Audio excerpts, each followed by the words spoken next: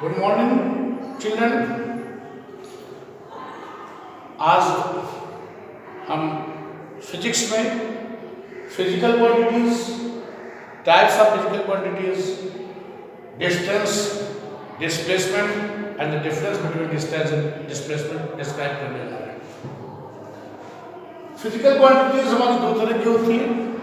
The first one is scalar quantity while the next one is vector quantities. अब scalar quantities क्या है? जिन physical quantities को represent करने के लिए केवल और केवल मैग्नीट्यूड मीन्स न्यूमेरिकल वैल्यू की जरूरत हो, डायरेक्शन की जरूरत हो, such type of physical quantities are known as scalar quantities. Such type of physical quantities are known as scalar quantities as distance, speed, mass, etc. These are the examples of scalar quantities. And vector quantities, such type of physical quantities, ऐसी physical quantities जिनको represent करने के लिए हमें magnitude के साथ साथ direction की भी जरूरत पड़े, that is known as vector quantities. जैसे एग्जांपल के लिए फॉर एग्जांपल डिस्प्लेसमेंट को रिप्रेजेंट करने के लिए मैग्नीट्यूड के साथ साथ डायरेक्शन की जरूरत होता है। वेलोसिटी डिस्प्लेसमेंट का पार्ट टाइम होता है, यह भी हमारी वेक्टर क्वांटिटी है। Now come to the distance and displacement. Distance क्या है? Actual path of length, actual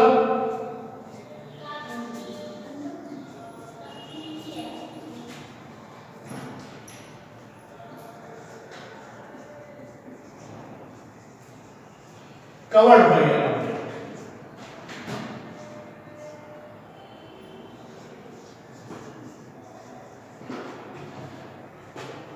path की टोटल लंबाई, कितना कोई ऑब्जेक्ट मूव कर रहा है, कितना चला, ये उसके डिस्टेंस कहलाती है।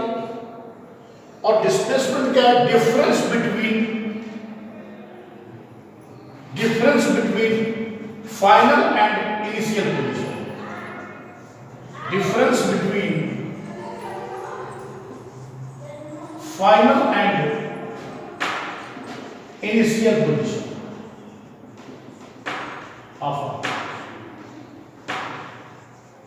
अब इस चीज को मैं आपको एक उदाहरण देकर समझाता हूं।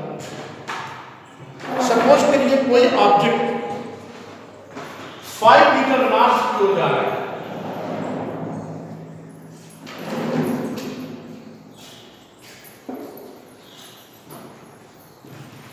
फाइव मीटर पर पहुंचने के बाद फिर वो बैक कर रहे हैं साउथ की ओर 5 मीटर आ जाता है। Now we have to calculate distance and displacement. दोनों में अंतर देखिए।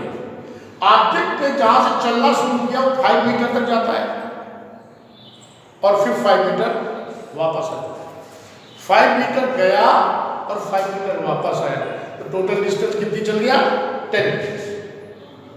टोटल डिस्टेंस चली 10 मीटर, 5 और प्लस 5 10 मीटर। लेकिन अब डिस्प्लेसमेंट की दृष्टि देखिए। ऑब्जेक्ट 5 मीटर तो चला और फिर बैक टू पवेलियन 5 मीटर वापस आ गया, मतलब जहां से चला था वहीं पर वापस आ गया। तो इसकी डिस्प्लेसमेंट, जब हमारी फाइनल और इनिशियल दोनों पोजीशन सेम है, इसका मतलब डिस्प्लेसमेंट हमारा क्या हो गया? 0 हो गया और डिस्टेंस क्या हो गई? 10 मीटर। समझ में बात अब आई। जैसे एक हम ऐसे ऑब्जेक्ट की बात कर रहे हैं जो ऊपर की ओर फेंका जा रहा है। An object which is thrown upward goes up to a height of 10 metre. उसको जमीन से जब फेंका गया तो 10 मीटर की ऊंचाई तक जाता है। 10 मीटर की हाइट तक जाने के बाद ऑब्जेक्ट फिर अपने प्लेस पर वापस आ जाता है। हमें डिस्टेंस निकालनी, distance covered by the object and displacement. लेकिन डिस्टेंस कितना चला, 10 मीटर ऊपर तक गया ऑब्जेक्ट और फिर 10 मीटर वापस गया। तो distance covered by the object is 20 metres, 10 जाने में और 10 वापस आने में। जबकि डिस्प्लेसमेंट कितना हुआ, डिस्प्लेसमेंट हुआ 0। क्यों 0 क्यों हुआ, बता सकते हैं आप लोग, जानते हैं? समझने का प्रयास करें, चिंतन करें, थिंक प्रॉपर्ली। ऑब्जेक्ट को का मूवमेंट जहां शुरू हुआ उसकी जो इनिशियल पोजीशन थी वही उसकी फाइनल पोजीशन भी है, क्योंकि जहां से फेंका गया वहीं पर वापस आ गया। तो जब फाइनल और इनिशियल पोजीशन पर कोई डिफरेंस नहीं है तो हम ये कह सकते हैं कि उसका डिस्प्लेसमेंट इज 0। चलिए अब इनके डिफरेंस, इन दोनों में डिफरेंस क्या है? What is the difference between distance and displacement? Displacement क्या है? Actual length of path.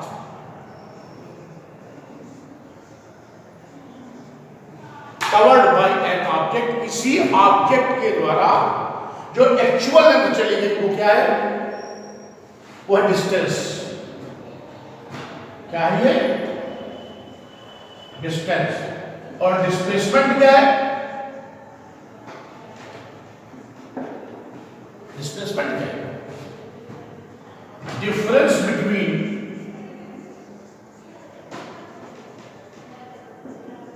Initial and final position.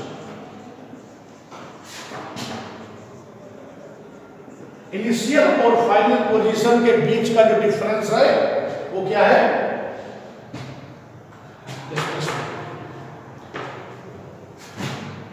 जो डिस्टेंस है दैट इज स्केलर क्वांटिटी,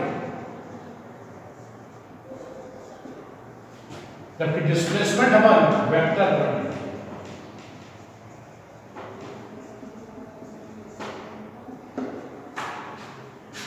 ये स्केलर क्वांटिटी है, वो वेक्टर क्वांटिटी है। इसमें हमें डायरेक्शन की जरूरत नहीं है, केवल क्या चाहिए? Only magnitude. और इसमें magnitude as well as direction, magnitude के साथ साथ डायरेक्शन भी चाहिए। And the fourth one, जो डिस्टेंस है it can't be zero. If the object is in motion, it will travel, it will cover some distance that can't be zero. That is, जो हमारी distance है वो zero नहीं हो सकती, जबकि डिस्प्लेसमेंट में भी positive, negative,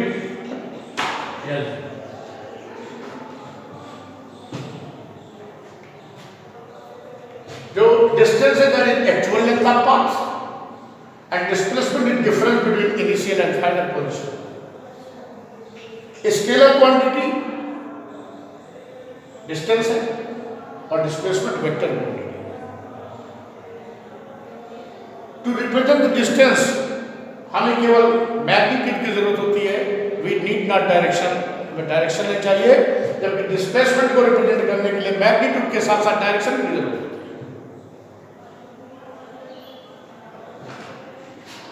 Distance can't be zero, while displacement may be zero. It may be positive or negative, it may be zero. संबंधित नोट्स व्हाट्सएप पर आपके पास सेंड कर दिए जाएंगे, उसको कॉपी में नोट करें और साथ में लर्न करें। Thank you.